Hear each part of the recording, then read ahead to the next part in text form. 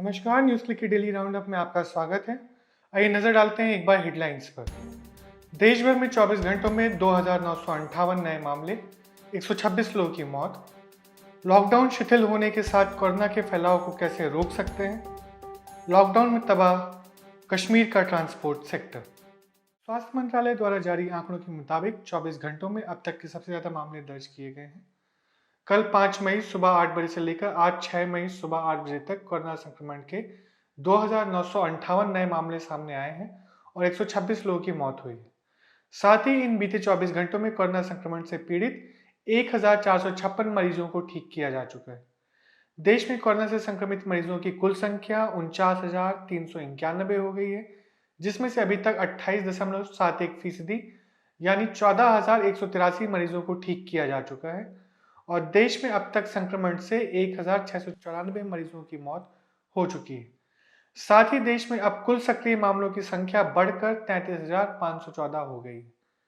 ICMR द्वारा आज सुबह 9 बजे जारी आंकड़ों के अनुसार अभी तक कुल 12,76,781 सैंपल की जांच की जा चुकी है, जिसमें 84,835 सैंपल की जांच बीते 24 घंटों में हुई है। देश भर में बीते 24 घंटों में कोरोना संक्रमण के 2,958 नए मामले आए हैं, जिसमें सबसे अधिक मामले 7 राज्यों से आए हैं। महाराष्ट्र से 948 मामले, तमिलनाडु से 508, गुजरात से 441, पंजाब से 218, दिल्ली से 206, उत्तर प्रदेश से 114 और मध्य प्रदेश से 107 नए मामले सामने आए।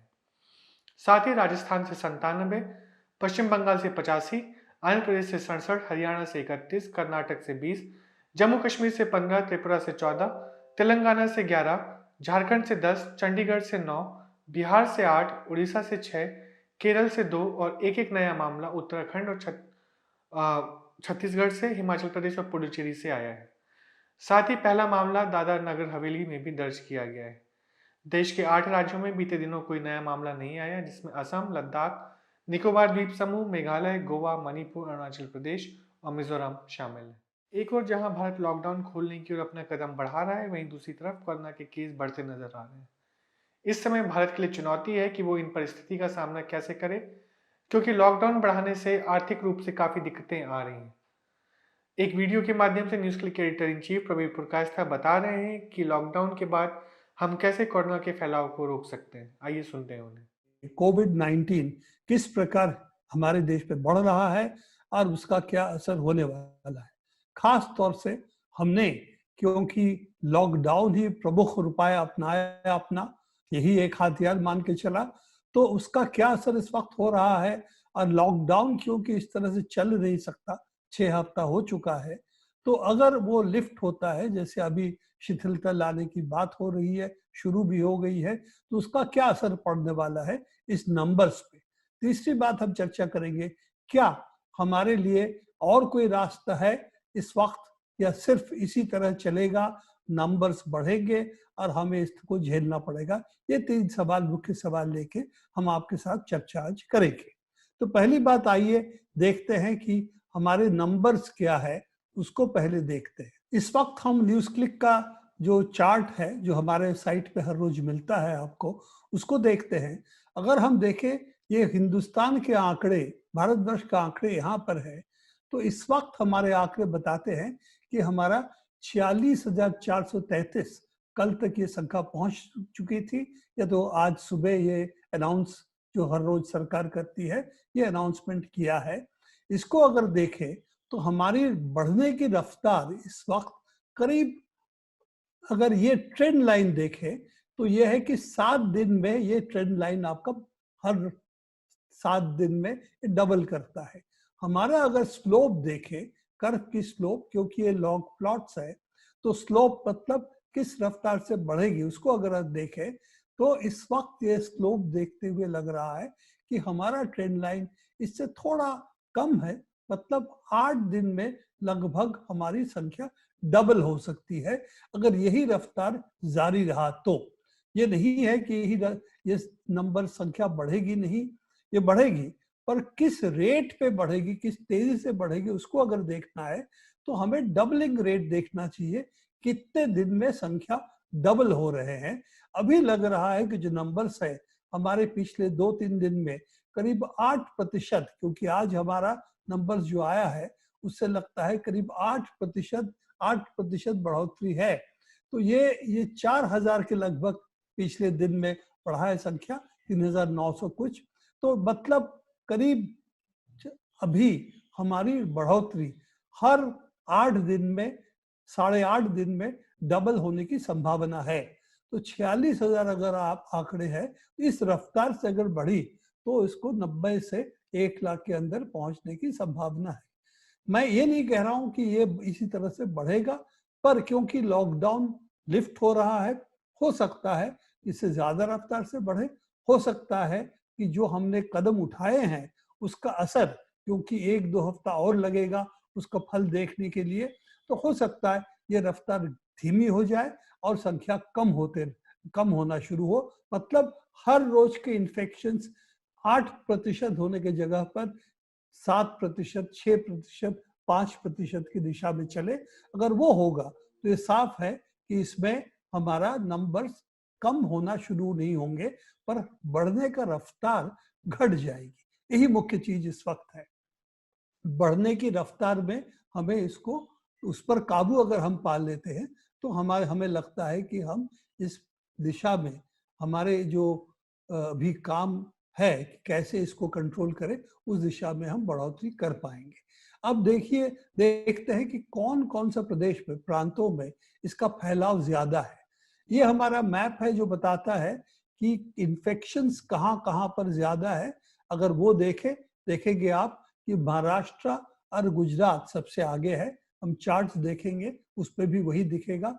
और जो संख्या मृतकों की हो रहा है उस पे हम देखेंगे कि इसमें मध्य प्रदेश भी शामिल है, महाराष्ट्र है, गुजरात है, और पश्चिम बंगाल की संख्या मृतकों के काफी तेजी से बढ़ा है। उसको भी हमें नजरअंदाज नहीं करना चाहिए।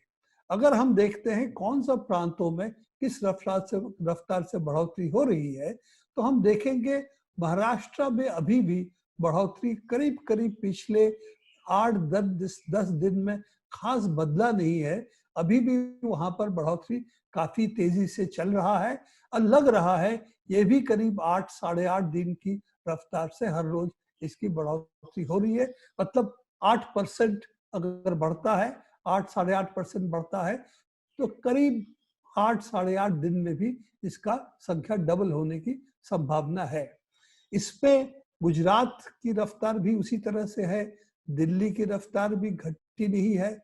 और इस पे और भी अगर हम देखें तो तमिलनाडु में पिछले दिनों में थोड़ी सी तेजी आई है, पर इस पे कोई अच्छी खबर भी है। अगर हम देखें, पहले हम केरल के जिक्र करते थे, केरल के कर्व कभी करीब करीब फ्लैट है, बढ़ोतरी बहुत कम है। तो इसका मतलब है कि वो इस बीमारी पे काबू पा लिए है अभी तक। और इस पे अगर हम देखें, तेलंगाना है, उस पे भी काफी अच्छी खबर है कि तेलंगाना की कर्व की काफी फ्लैट है। पर दूसरे प्रांतों को अगर देखें, उत्तर प्रदेश की बढ़ोतरी अभी उसमें थोड़ी सी तेजी आई है, और राजस्थान में भी लगता है थोड़ा सा फ्लैट है, पर कि राजस्थान के ऊपर भी निगाह रखनी पड़ेगी।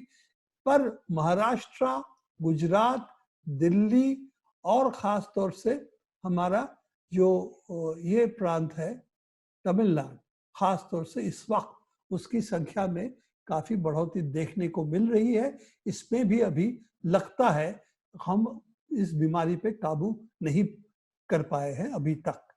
अगर हम मृतकों की संख्या देखें तो हम देखेंगे कि सबसे आगे अभी महाराष्ट्र है, इसके बाद गुजरात है, और तीसरे स्थान पे मध्य प्रदेश है। ये तीन ही प्रदेश है जो सबसे तेजी से आगे बढ़ रहा है। दूसरे प्रांतों में अभी भी इसका संख्या थोड़ा कम है। मध्य प्रदेश के बाद अगर देखें तो दिल्ली का नंबर आता है, पर दिल्ली का कर्व जो है थोड़ा सा फ्लैट है। इसका मतलब मृतकों की संख्या उस तेजी से नहीं बढ़ रहा है। तो ये जो मुख्य प्रांत है, ये इसका स्थिति ये है। पर इसके अलावा पश्चिम बंगाल में भी मृतकों की संख्या पिछले दिन काफी ऊंचा गया है, और उसके ग्राफ पर भी हमें नजर रखनी पड़ेगी। पर इन चीजों से और एक निष्कर्ष हम निकाल सकते हैं। अगर ये हम देखें शहरों की स्थिति है कि गुजरात में ये अभी अहमदाबाद में करीब करीब अगर आप देखें तो ज्यादातर लोग अभी जो बीमार हैं वो अहमदाबाद में है। उसका संख्या करीब 70 से 72% लोग गुजरात के सिर्फ अहमदाबाद शहर में है इस वक्त। मध्य प्रदेश पे इंदौर और उज्जैन का अगर मिला ले तो लगता है 75% लोग सिर्फ इन्हीं दो शहरों में है। इसमें भी इंदौर का संख्या बहुत ज्यादा है।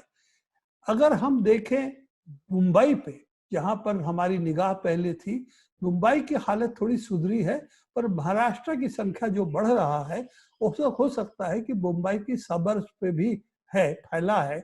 इसीलिए ऐसा हम नहीं कह सकते कि क्योंकि शहर का संख्या इतना नहीं है इसीलिए थोड़ा सा इसमें हमें लगता है कि मुंबई पे काबू पा लिया है। अभी भी देखना पड़ेगा मुंबई की सबर्ब्स में, जो मुंबई शहर में नहीं आते, थाने वगैरह इन इलाकों में इसका क्या हाल है।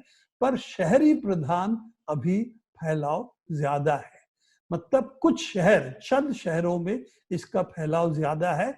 अभी तमिलनाडु में हम देख रहे थे चेन्नई की संख्या ज्यादा है, बंगाल में हम देख रहे थे कलकत्ता की संख्या ज्यादा है। तो दिल्ली शहर में खैर शहर और प्रदेश एक ही करीब करीब है, इसीलिए यहाँ पर पूरी तरह से आप देख सकते हैं फैलाव इन्हीं जगहों पे ज्यादा है। तो इन सब को देखते हुए अभी हम नहीं कह सकते हैं कि हमारे यहाँ पर लॉकडाउन के साथ साथ हम इस पे काबू पा लिए हैं। हमारा हमारा अगर ये चीज देखना है तो क्या हालात होगा अगले दिनों में, तो हमें ये सोचना पड़ेगा कि अगले दिनों में लॉकडाउन को कैसे हम हैंडल करें, क्योंकि लॉकडाउन इस तरह से पुलिसी तरीके से चल नहीं सकता। लॉकडाउन में जो ही शिथिलता आई है, हम देख रहे हैं कि बहुत सारे सोशल डिस्टेंसिंग गायब हो गया। अभी तस्वीरें हर जगह पे आ रही है, दारू के सामने, दुकानों के सामने बड़े पैमाने पे लाइन लग रही है, पर उसके साथ साथ हमने पार्क्स को बंद कर दिए बहुत जगहों पे। तो इस तरह से जो लॉकडाउन, एक तरह से हम कहेंगे कि दिमाग का इस्तेमाल नहीं करते हुए एक ऐसा लॉकडाउन हो रहा है, इससे हमें फल उस तरह से नहीं मिलेगा। इस पे हमें चाहिए खास तौर से state governments, local governments, local administration के हाथ पे क्षमता देना, ताकि वो कैसे लोगों को इन्वॉल्व कर पाए, आम जनता की शिरकत कैसे इस पे हो। रेसिडेंशियल वेलफेयर एसोसिएशन है हर जगह पे, वो कैसे इस पे काबू, इस पे आपके साथ शामिल हो सकते हैं। जब तक ये नहीं होगा तो सिर्फ डायरेक्टिव्स इशू करके, ऊपर से कानून लगा के, डंडा लगा के लॉकडाउन अगर चलवाने की कोशिश होगी तो सफल नहीं होगा। और अभी खास तौर से जो पार्शियल लॉकडाउन में संभावना ये है कि बीमारी फिर फैलेगी, जिस रफ्तार से पहले फैल रही थी, जिसको हमने कुछ हद तक तो रोका है। ये तो सही है कि लॉकडाउन की वजह से कुछ हद तक तो रुक गया है, पर जो ही लॉकडाउन में शिथिलता आएगी, ये हमारी फिर बढ़ने की संभावना है। तो इस पे आखिरी बात जो हम आना चाहेंगे कि हमारे लिए करना क्या है, हमको क्या करना चाहिए। तो उस पे दो चीज है। एक तो है हमें टेस्टिंग काफी बढ़ानी पड़ेगी। हमारे जो इस पे तो जो हम सिर्फ पुलिसी मिजाज से चल रहे हैं, कर्फ्यू डिक्लेयर कर दे रहे हैं, सेक्शन 144 डिक्लेयर कर रहे हैं, कह रहे हैं कि बॉर्डर्स बंद कर देंगे। ये सब के साथ साथ कुछ करे, पर इस तरह से डंडे के बल पे ना करके लोगों की शिरकत अगर करेंगे तो दो चीज आपको करने में सहूलियत होगी। एक तो है टेस्टिंग। टेस्टिंग का संख्या सरकार कह रही है काफी बढ़ी है, पर हमारे जनसंख्या को देखते हुए हम अभी भी टेस्टिंग में काफी पीछे हैं।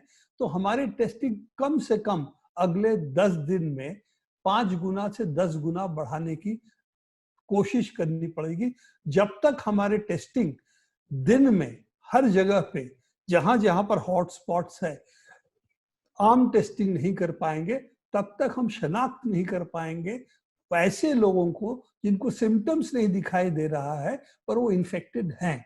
इन लोगों को शनाख्त करने के लिए, आइडेंटिफाई करने के लिए हमारी जरूरत है टेस्टिंग का फैलाव काफी बढ़ाए। लॉकडाउन एक तरफ से हमें शिथिल करना पड़ेगा, उसके साथ साथ इस बीमारी पे भी काबू पाना जरूरी है। तो हमको क्या करना चाहिए? तो ये अभी तक जो हम कर रहे थे कि सिर्फ एक पुलिसी तरीके से इस लॉकडाउन को चला रहे थे, उसको ना करके जनता की शिरकत चाहिए, आपकी स्टेट गवर्नमेंट से लेकर लोकल एडमिनिस्ट्रेशन से लेकर रेजिडेंट्स वेलफेयर एसोसिएशन सबको इस पे शामिल करना चाहिए, गांव में पंचायतों को शामिल करना चाहिए। तो एक ज्यादा पार्टिसिपेटिव मोड इस पे लाने की जरूरत है। तो उस पर खास फायदा क्या होगा, जहाँ कंटेनमेंट जोन्स है वहां पर लोगों को आप टेस्ट कर पाएंगे। हमें टेस्ट कम से कम 5 से 10 गुना बढ़ाने की जरूरत है। वहां आम लोगों पे टेस्टिंग करना चाहिए कि वहां पे ऑलरेडी जैसे कहते हैं कि स्प्रेड जो है कम्युनिटी स्प्रेड है, कम्युनिटी के अंदर ये फैल रहा है। इसीलिए इन जगहों पे वाइड स्प्रेड टेस्टिंग, बड़े पैमाने पे टेस्टिंग करने की जरूरत है और उससे बीमार लोगों को शनाख्त करके उनको अलग करके उसको अलग से उनको क्वारंटीन करना, उनकी देखभाल करना और साथ साथ जो ज्यादा बीमार है उनको अस्पताल पहुंचाने की जरूरत है। तीसरी बात जो हमें इस पे करनी पड़ेगी इन चीजों में कि अस्पताल के सुरक्षा के लिए अस्पताल के कर्मचारियों की सुरक्षा की जरूरत है। अभी इस वक्त हम जो देख रहे हैं अस्पताल में भी काफी बीमारी उन लोगों में हो रहा है जो पेशेंट्स की देखभाल कर रहे हैं। इसका मतलब हमारे पर्सनल प्रोटेक्टिव इक्विपमेंट ये तो ठीक नहीं है, ये तो उसको ठीक से इस्तेमाल नहीं किया जा रहा है, ये तो पर्याप्त मात्रा में प्राप्त नहीं है।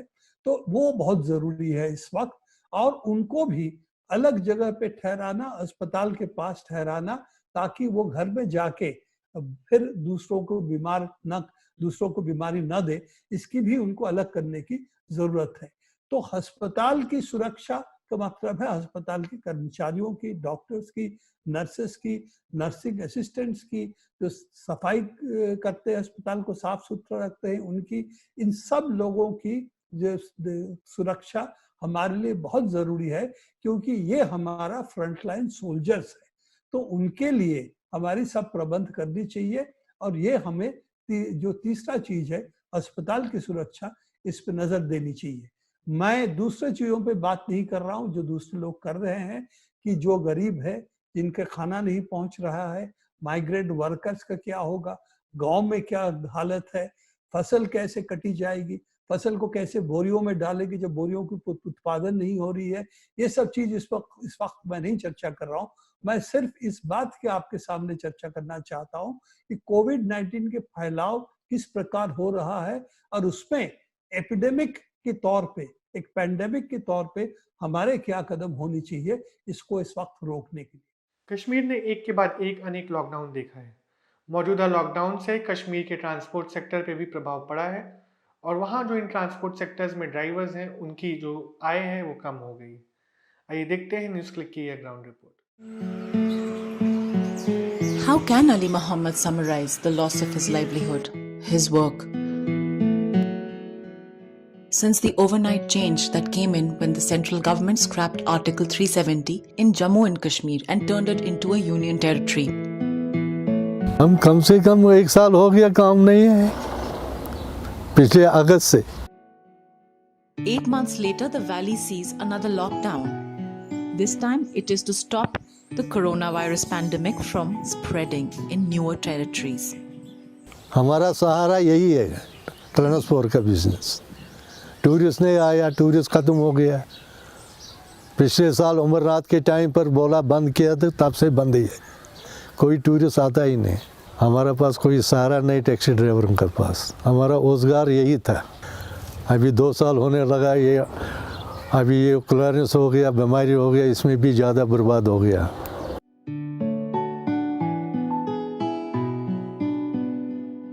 जो हमने कुछ कमाया नहीं, कुछ ये नहीं है, गाड़ियाँ हमारे ऐसे ही बैठे, हमारा फाइनेंस नहीं भरते हैं। जब घर नहीं चला तो फाइनेंस कहाँ भरेंगे? हमारे रोडों पे बैंक वाले गाड़ी पकड़ लेते हैं कि किस्त भरो। जब हमारे पास है नहीं तो हम कहाँ भरेंगे किस्त? आप देख लो ये कितना गाड़ियां हैं यहाँ खड़ी, दाएं तरफ से भी बाएं तरफ से भी बहुत सी गाड़ियां खड़ी है। तो गवर्नमेंट ऊपर से ऊपर टैक्स लगा रही है। हमारा टोकन टैक्स होता है, पैसेंजर टैक्स होता है, इंश्योर होता है, 30,000 से कम नहीं होता है इंश्योर। तो ये पैसा जब हम कमाएंगे नहीं तो आएगा कहाँ से?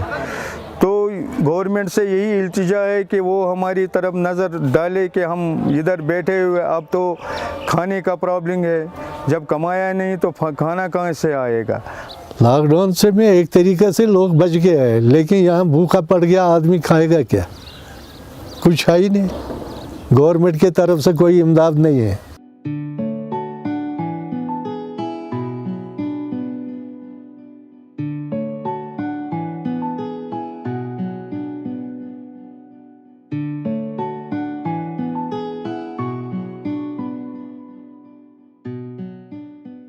आज के डेली राउंडअप में बस इतना ही। इन सभी खबरों को और विस्तार में जानने के लिए आप जा सकते हैं न्यूज़ क्लिक की वेबसाइट पर। हमें सब्सक्राइब कीजिए यूट्यूब पर और फॉलो कीजिए ट्विटर, फेसबुक और इंस्टाग्राम पर। देखते रहिए न्यूज़ क्लिक। धन्यवाद।